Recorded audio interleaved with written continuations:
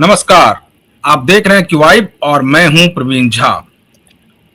आज बात करेंगे उत्तर प्रदेश की और उत्तर प्रदेश में भी योगी आदित्यनाथ की, क्योंकि अभी हालांकि बंगाल का चुनाव चल ही रहा है और आज जो 15 बूथों पर फिर से रीपोलिंग हुई है वो भी 6 बजे खत्म हो गया और 4 तारीख को नतीजे आएंगे।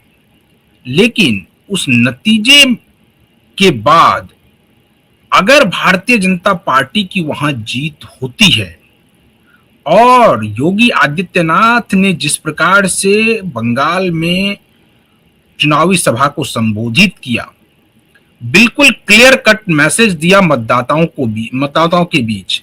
उन्होंने साफ साफ शब्दों में कहा था कि काली की जगह को काबा नहीं बनने देंगे। और जितने जगहों पर योगी आदित्यनाथ की जनसभाएं हुई, अगर उसमें ज्यादातर सीटों पर भारतीय जनता पार्टी को जीत मिलती है तो उसके बाद 2027 में जो लोग ये सोच रहे हैं कि योगी आदित्यनाथ को हटाकर किसी और को मुख्यमंत्री यूपी का बनाया जाएगा, वो उनका सपना सपना ही रह जाएगा, क्योंकि उसके बाद योगी आदित्यनाथ और ज्यादा मजबूत होकर उभरेंगे और फिर योगी आदित्यनाथ को हटाना बहुत मुश्किल हो जाएगा। अभी तक लगातार ये खबरें आ रही हैं, खास करके पॉलिटिकल गलियारों में इस बात की चर्चा बहुत तेजी से हो रही है कि 2027 में यूपी में योगी आदित्यनाथ को रिप्लेस किया जाएगा।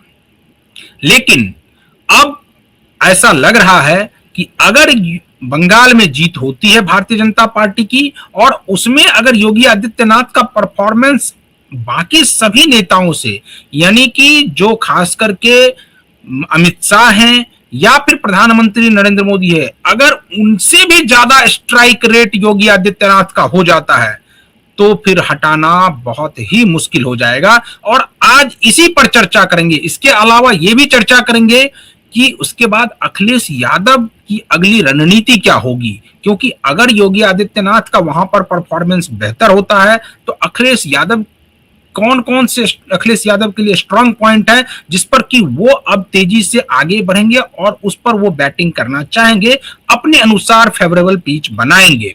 इस सब पर बातचीत करेंगे और इस बातचीत में हमारे साथ वरिष्ठ पत्रकार संजीव प्रियदर्शी जी जुड़े हुए हैं।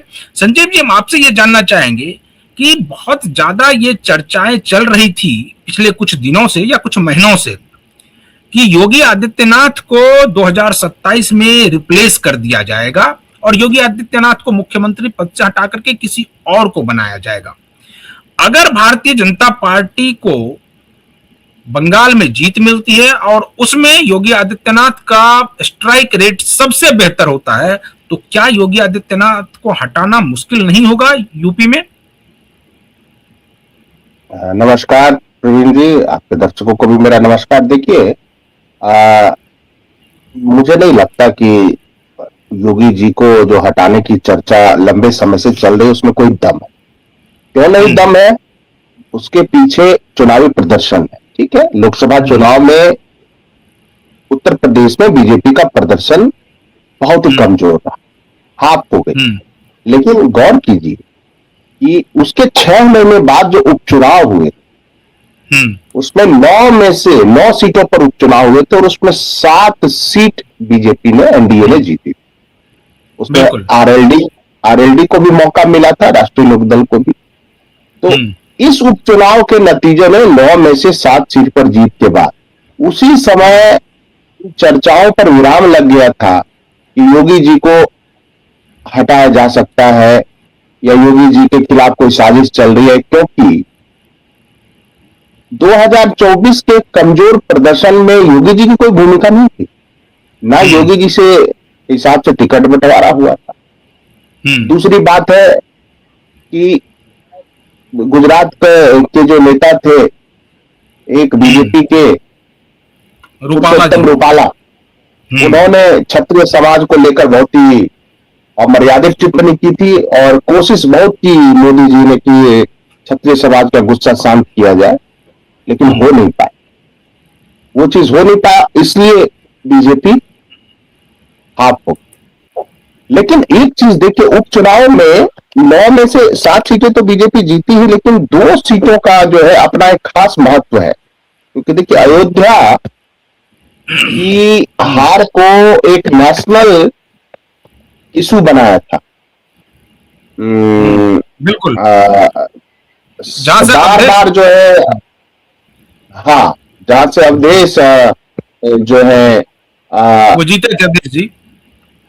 हाँ जीते, तो उसके बाद आप देखिएगा कि बार बार जो है उसको आगे करके, ठीक है वो जीते, बधाई है, लेकिन जिस तरह से बार बार आगे करके उनको बार बार बीजेपी पर तरह तरह के हमले करने से, ठीक है, उनको लग ये सकता राम है कि मंदिर जहां नेगेटिव। बना राम मंदिर, वहां भी भारतीय जनता पार्टी उस सीट को नहीं बचा पाई, यानी फैजाबाद सीट को नहीं बचा पाई।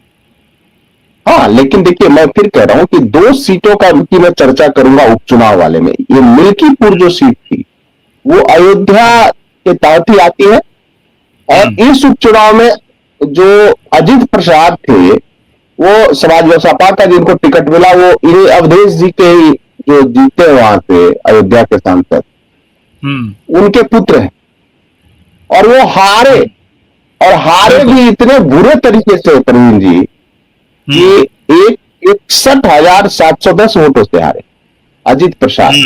और जो बीजेपी को उम्मीदवार जीते चंद्रभानु पासवान, उन्होंने बुरी तरीके से हराया। दूसरी एक और सीट है, यानी जो अयोध्या वाला दाग था, वो तो मिल्कीपुर ने धुल दिया। हालांकि ठीक है, सपा की अपनी थ्योरी है, ठीक है, हर कोई मानने के लिए स्वतंत्र है, लेकिन चुनाव में नतीजे पलटे कि नहीं पलटे। जो लोकसभा चुनाव में अयोध्या में हार को मुद्दा बनाया था, तो मिल्कीपुर में हारने के बाद पूरा ये गेम खामोश क्यों हो गया? बिल्कुल, मिल्कीपुर में हार की चर्चा क्यों नहीं हुई? सपा वाले क्यों चुप रह गए? और आप देखिए, उसके बाद से अवधेश जी राम मंदिर भी जाने लगे, और पूजा पाठ करवाने लगे, विप्र के पैर छूकर आशीर्वाद लेने लगे। और एक सीट कुंदर की जो थी प्रवीण जी, कुंदर की, वो भी जो बीजेपी ने जीती, वो समझिए कि वो सपा का बहुत ही मजबूत गढ़ जिसको कहते हैं।